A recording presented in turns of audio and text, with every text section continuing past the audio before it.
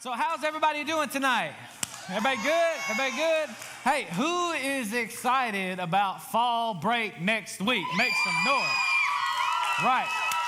So, hey, if you're that excited about fall break, I need you to be even more excited about Jesus tonight. Is that cool? Is that cool? Hey, we want to welcome you tonight. Hey, if this is your first time, guys, we have 8 total VIPs in the house tonight. First time guests, can we make them welcome tonight? Come on. Hey, you're considered a VIP because you are very important to God, so you're also very important to us, right? So, hey, with next week being fall break, what did Alex and Ashley tell you guys during the welcome tonight? What's next week? Hey, what's next week? All right, yeah. Hey, I know that is very sad. It's very sad. But, hey, we've been going hard for a while. We're going to give our volunteers a week to rest. You guys, hey, if you're going out of town, enjoy your time off. But, hey, if you show up here, there's nobody going to be here, okay? So I need you to make sure you tell your parents there is no youth next week, okay? Y'all with me? So, hey, we're going to be diving in.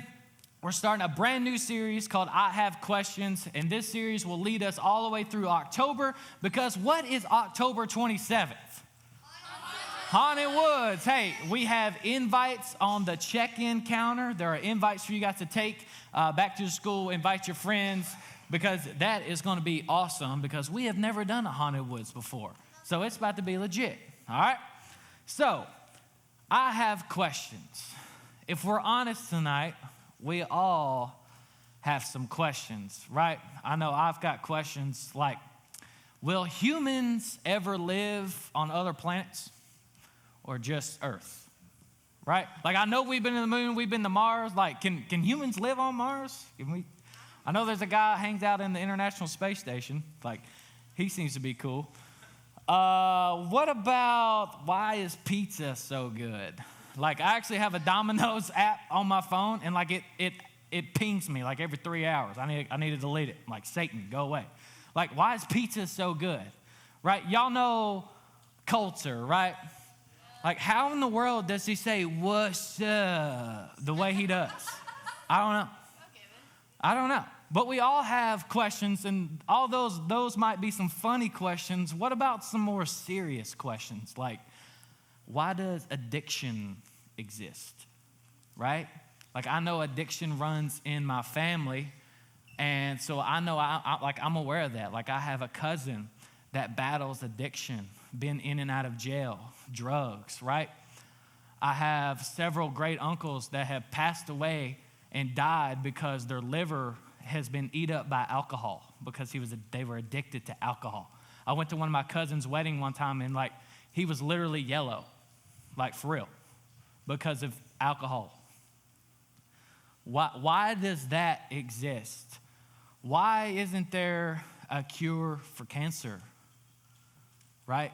Like, why do people die of cancer? Why isn't there a cure yet?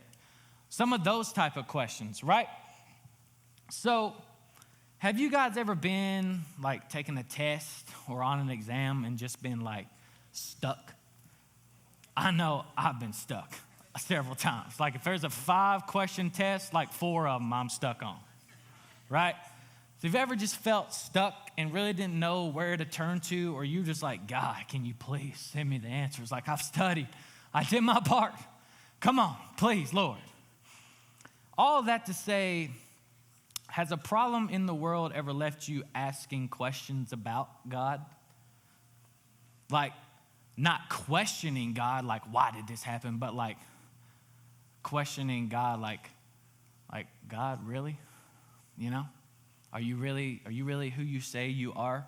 And all that to say, we're going to be talking from a subject line tonight, if you're taking notes. When people are hurting, where is God? Because we all hurt from time to time. So where is God? In the Old Testament, there's a story about a young woman named Esther. You may have heard her story before. She has a story of bravery and sacrifice. Bravery and sacrifice. So that's where we're going to be tonight. If you have your Bible, like I said, it's in the Old Testament, Esther chapter 4, verses 11 through 16. And it'll be up here on the screen as well. But I encourage you guys to bring your Bible. Like I said, it's in the Old Testament, Esther chapter 4. The story is super interesting. There's a lot of characters, so I want you guys to really just pay attention for a couple minutes, okay? Here we go. Esther chapter 4, starting at verse 11.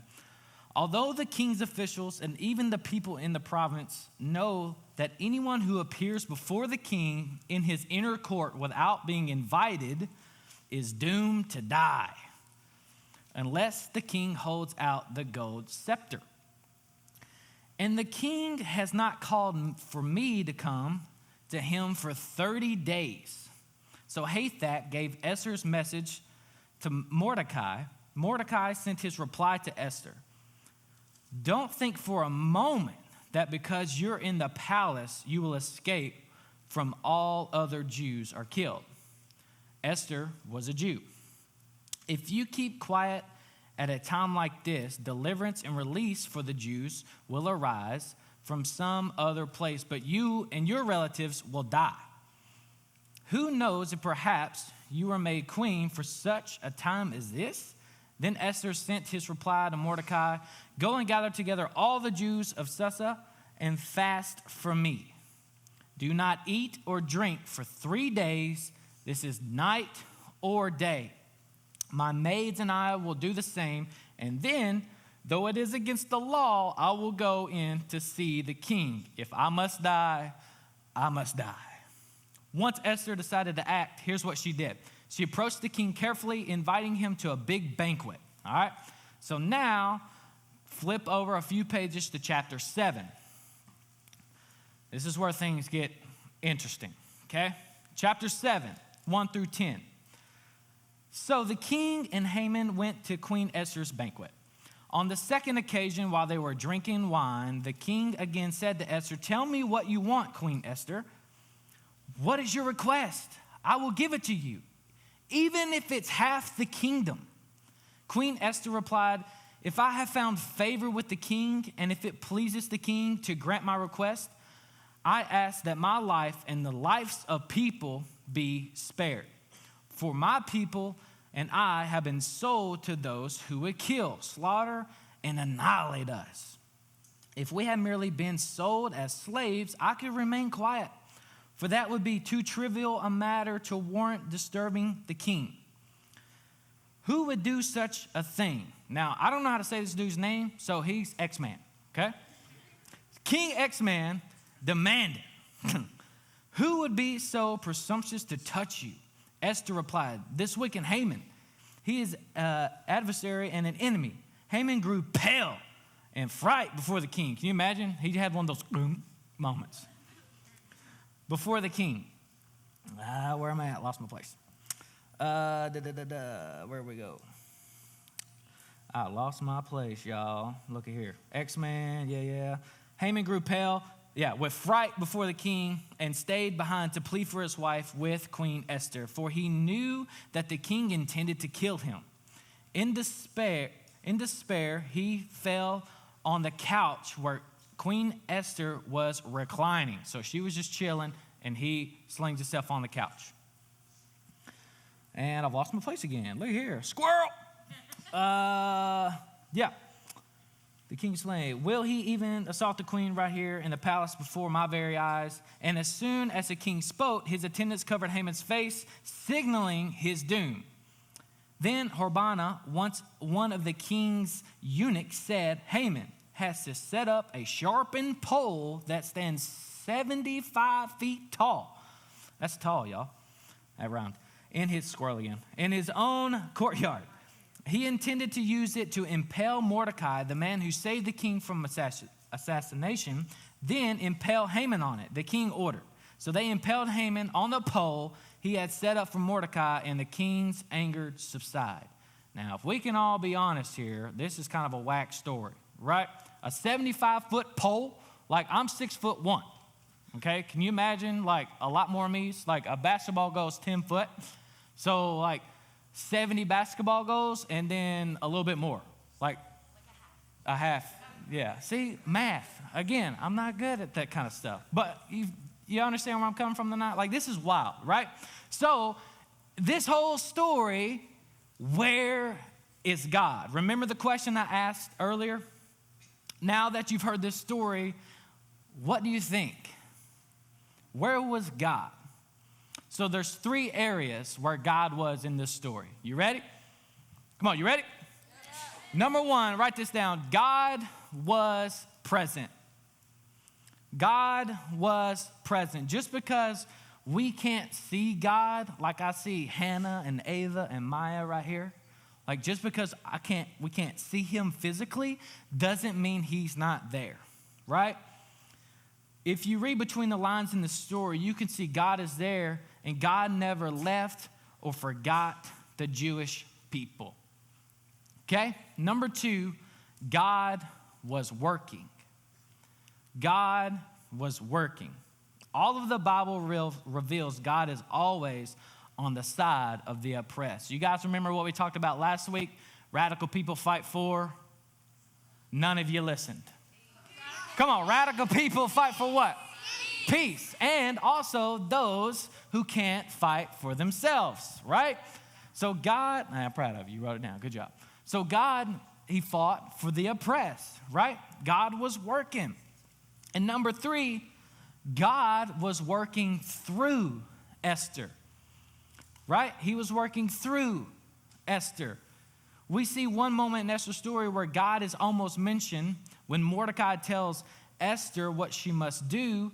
She asked Mordecai and her people to pray for her. God answered by giving her guidance and strength. You can write that down. Guidance and strength. Now, if you've been around Generation Church for a little bit, you know that we say, allow God to do a great work in you so he can do a great work through you. Right, good job. Y'all with me?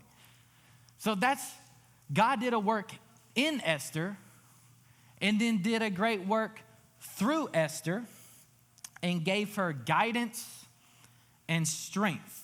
Esther and God heard the cries of the Jewish people, and they both had enough. But Esther could not have done what she had done by herself without the help of God, right? So, this is because Esther made herself available, this is how God actively worked in her life. You guys ready? He placed her in a position of influence and authority long before she ever needed it or understood why. So influence and authority. You guys jot that down because we're going to dive into both of those. Who was like some influencers in y'all's life? Y'all can help me out here. Who you guys got? What do you got? Your mom. That's awesome. Yes, sir. Yes, sir. Your brother? All right. Ben. EJ? That's a good one. Yep. Alicia Kepley. Ava? Miss Lindsay. Hey, that's my wife. Come on. Yep. Huh? Your friend? All right. Yes, sir. In the back. Mr. Mickey? Is that who you said? Yeah, you. Hey, can we give it up for JT for being a bringer tonight? That's awesome. And we'll do one more. Yep. Who's that? Your sister. Okay. Influencers, right? So we all know there's either good influencers or bad influencers, right? So what does that have to do with authority? Did you know that influencers kind of unconsciously have an authority on you? And yeah, this is what I'm saying. So like if Caden is not going to go, like if I look up to Caden and he's like, man, whatever Caden does, I'm going to do. And he just doesn't go to the football game. Well, if Caden don't go, I ain't going to go. That's what I mean by that. So influencers can have an authority on you and you didn't even know it, right? They can persuade you to do things you normally wouldn't even want to do, but because they did it, right? So who do you have in your life? What good influencers are in your life. And here's the second one. God actively working through Esther by giving her courage in a frightening situation. Could we all agree that we could all use a little bit more courage, right? Even bouncing back off the message from last week, standing up for what you believe in, maybe stepping in when it might feel a little bit uncomfortable, doing the right thing, although it might seem weird and that's not what the world's doing. Courage. Who gives us courage? God, right? Also, he gave her creativity to solve a difficult problem. Gave her creativity to solve a difficult problem. Now, I used to kind of struggle with this a little bit. You'd be like, yeah, but I ain't creative. I can't play guitar like Braylon does. I can't make cool graphics like Juan. I can't draw very well, so I'm not creative. You know, the Bible says you were created, there's the word again, in God's image, who is the ultimate creator. So we are all creative, right? It just might look differently in each of y'all's life. It's okay if you can't draw, but God's doing something else in your life, right? So we are all creative. You just have to mind that out a little bit. Just because it doesn't look like your friends, just because your friends can paint an awesome picture doesn't mean that you're not, and you can't, that doesn't mean you're not creative. Right? So write this down. Although our world today is very different from Esther's, we have a lot in common. Both then and now, people are persecuted, hated, and needing help. That sounds a lot like our world today, right? Because of their location on the planet, religious beliefs, culture, body shape, skin color, right? It looks a lot the same as what Esther's situation here. But we don't have to feel burdened, powerless, stuck, or even confused, right? So when people are hurting, what can we do? What can we do? When we see people hurting and we want to help them, but we might not know how to help them, I'm going to give you 3 things that you can write down. And these aren't the only 3 things. These are just 3 things to get you started. Okay? You guys with me still? Come on. 3 things. Number 1, help locally. Help locally. So, one way that us as a church, what we just did this past weekend was Love Day, right? We went around the community of Portland. We picked up trash. We helped an elderly man repaint his house. The foundation was actually kind of starting to fall in, and they didn't know what they were going to do, but we had guys show up, was going to help. We had people doing street cleanup, painting schools, man, just helping the city of Portland. And what if locally for you is right here? Like the people sitting around you.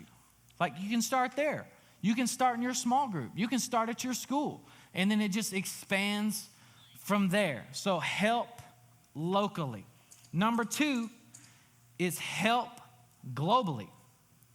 Find a need somewhere else in the world and join the fight. You know all those clothes you throw away after every couple years, you clean your closet out, and you're like, I don't need this no more. I'm just going to throw it in the trash. I don't need it. You know what's crazy, y'all? Across the world, there's actually, we partner in our denomination. There's people who go to Honduras and different countries to do mission work. There's actually kids and people who have to walk to church. And I'm not just talking about a nice grass. No, I'm talking in mountains, hills, walk to church. A lot of them with no shoes. Now, I know a lot of y'all walked pretty far here tonight, didn't you? No. You walked from here to the parking lot. Now, I did smell some stuff, but I think all of our shoes are on, right? Maybe feet be stinking. Maybe. Right? But do you guys catch what I'm saying tonight? Help globally for those who need some extra help. And the third one is get educated.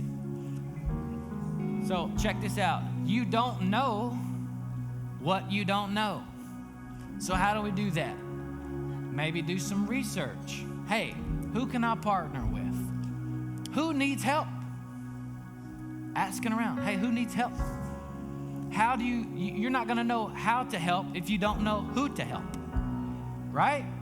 So how can you help? Who can you help? Do some research. We have a team here that does outreach. I'm so grateful for our outreach team. That's one way for you to get connected and get involved, for you to help tonight. We have senior leaders. If you're a senior leader in the house, can you raise your hand? Not senior citizen, Mickey. Okay, so like these guys help so much. And I'm gonna brag on Caden, because for 2 weeks in a row, he has brought up to me and like, hey man, I want you to meet this guy, a first-time guest. Like Caden is helping. He is on board. He is on mission. All of our senior leaders are. They're great. They were actually all hanging out at the house the other night. Hey, how can we make youth better? Like, this is awesome, but how do we take it to the next level, right? How do we help? How do we get involved? But it takes time for you to step out and be like, hey, I want to help. I want to get involved. So, when people are hurting, where is God? Where's he at? Just like what we read where he was with Esther, God is still present. God's at work behind the scenes. And like Esther discovered, God might be inviting you to get to work too. Now, all of that looks different for all of us, right? So, here in a couple minutes, the band's gonna sing some songs, or sing a song. And during that time, really examine inside. Like, God, what is my next step? Like, I know I need to take a next step, but I don't know what that is. Like, identifying your next step, identifying how you can help, identifying how you can get more involved. And then in our small groups tonight, we're going to talk about that. Maybe, just maybe, the way you can get involved in your next step is inviting Jesus into your life for the very first time tonight.